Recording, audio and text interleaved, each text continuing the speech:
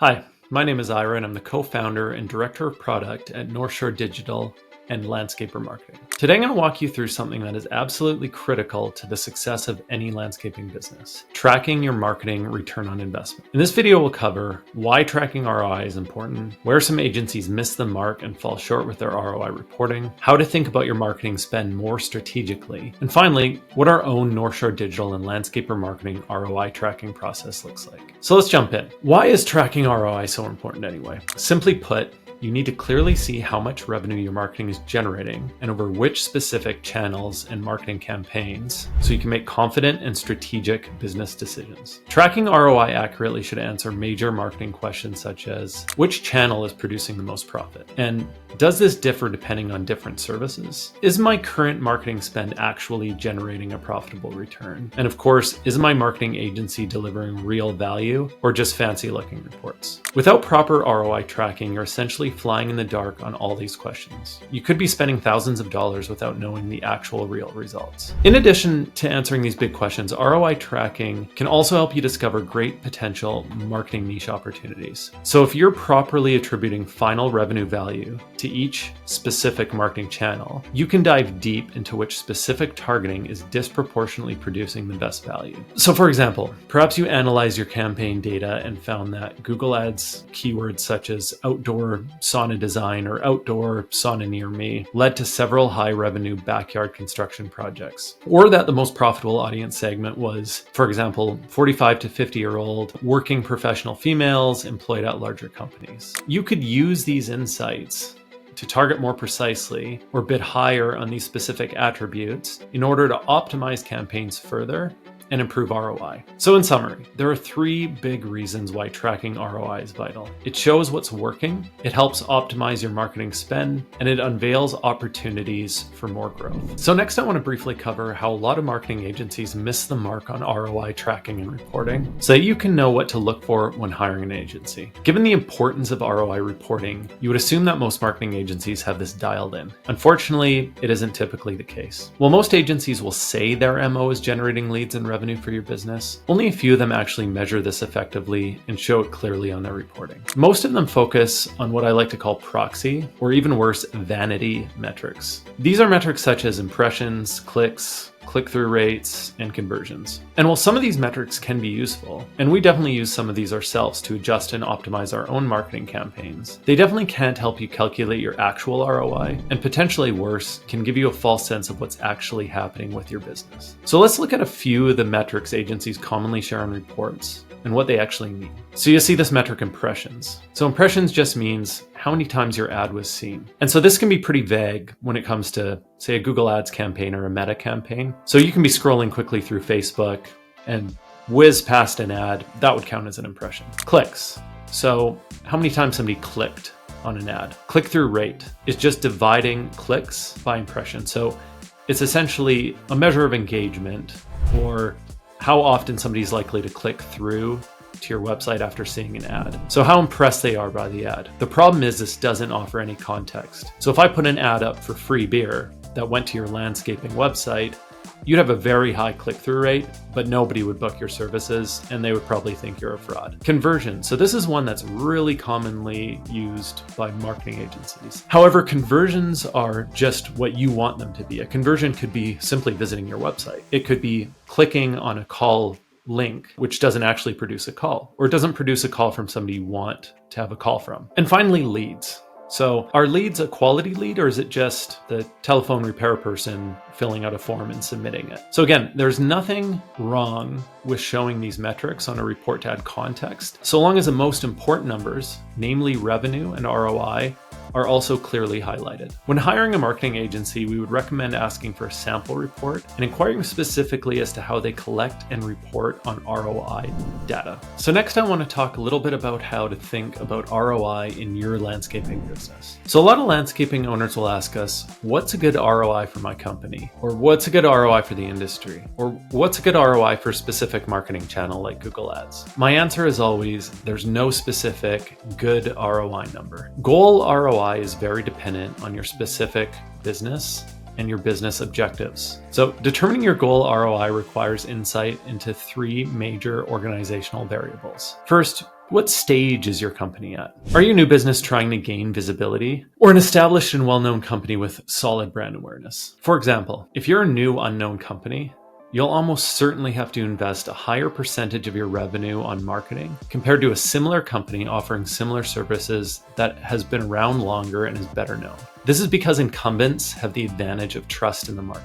They'll have more reviews, more name recognition, a better referral engine, and more advantages. In order to overcome this disadvantage, you simply have to work harder and invest heavier on the marketing side. Second, what are your growth goals? Are you simply looking to replace revenue, or grow modestly, or scale aggressively? Let's use the example of two fictional landscaping companies that are the exact same size and offer the same services. So Slow Growth Landscaping, for example, is a $2 million company deriving 50% of their revenues from recurring maintenance and 50% from landscape design and construction. Their goal is to simply maintain $2 million in revenues year over year. So let's say their retention rate for maintenance is 90%. This means they'll have to replace 55% of their total revenue each year. They also keep really good sales records and know that about half of their construction revenue comes through referrals, since they're relatively well established and have a good network of contractor and builder contacts. This means that they have to generate 30% of their revenue each year from new customers, equating to approximately $600,000 that needs to be generated from marketing. Given their profit margins, they budget to spend 10% of this anticipated revenue on marketing. Their marketing budget for the year is $60,000. So contrast this with a fast-growing company, let's call it Fast Growth Landscaping. Fast Growth is the exact same size as Slow Growth in every way, except they have a BHAG, big, hairy, audacious goal of doubling their revenue over 5 years. So in order to do this, they need to grow by 15% a year. So you notice it's 15% rather than 20% just due to the compounding effects. So Fast Growth has also done some analysis and concluded that the best area for growth is construction due to saturation and customer loyalty on the maintenance side. So Fast Growth needs to generate the same replacement revenue as Slow Growth, that same $600,000, as well as an additional $300,000 from new construction customers in order to hit this 15% growth goal. As they have the exact same profit margins to Slow Growth, they are comfortable as well to budget 10% of their anticipated revenues to marketing. Their marketing budget is thus 50% higher than Slow Growth to gain 15% growth goal. So finally, how are your profit margins? Are you operating on razor-thin margins, or do you have a very efficient systems and lots of profit? Do certain services have higher margins than others? In a world of perfect information, you should typically spend up to the point in the curve where $1 of spend will produce $1 of profit. And let me be very clear that this is profit and not revenue. In the landscaping industry, however, you are never operating with perfect information, and it is very hard to precisely estimate profit year over year. This is because variables such as staffing expense, market demand, consumer price sensitivity, inflation, and equipment material prices are in constant flux. However, for the sake of simplicity in this example, I'm going to assume that both companies have perfect and unchanging data about their profitability. So High Profit Landscaping has a $1 million company that specializes only in irrigation maintenance services. Due to this specialization and running really efficiently, they run a 30% profit margin. On the flip side of this, Low Profit Landscaping, specializing in residential design and construction, has a similar $1 million company, but only runs a 5% profit margin due to inefficient systems and high staffing churn. So both companies are similarly established and have the same brand awareness and reputation. If company one achieved a 10x ROI, so for every dollar they spend on marketing, they generated $10 in revenue, they would likely be thrilled and jumping to invest more. This ROI is extremely profitable for them given the 30% profit margin. However, if company two also achieved a 10% ROI, so had the exact same marketing success, they would need to stop spending on marketing immediately, or else they would go bankrupt. Either that or improve their profit margins. So finally, I wanted to give a high-level overview of our own ROI tracking process at North Shore Digital and Landscaper Marketing. So I'll take you through it step by step. So step one is proper attribution for inquiries through the website.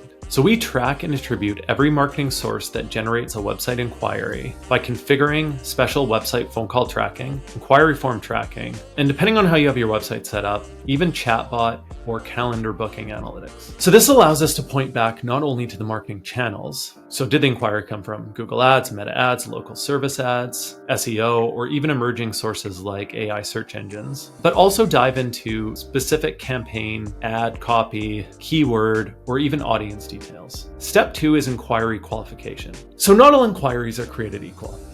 As discussed previously, this is where a lot of agencies miss the mark. They might show you that Google Ads produced 15 conversions, but how many of these were real inquiries versus spam and irrelevant phone calls, and contacts such as employment applications and vendors or suppliers reaching out? So this could even be potential customers inquiring from a service area that's far away from your own service area. So our step number 2 is separating out the wheat from the chaff. We qualify every inquiry to determine which are real inquiries for your current services within your defined service area. Step number 3 is assessing lead quality. So not all qualified inquiries would be considered quality leads. So a prospective customer might be interested in your services, and they might be in your service area, but they also might end up lacking the budget, be overly price sensitive, or have some other issue that automatically disqualifies them from proceeding to the quote stage.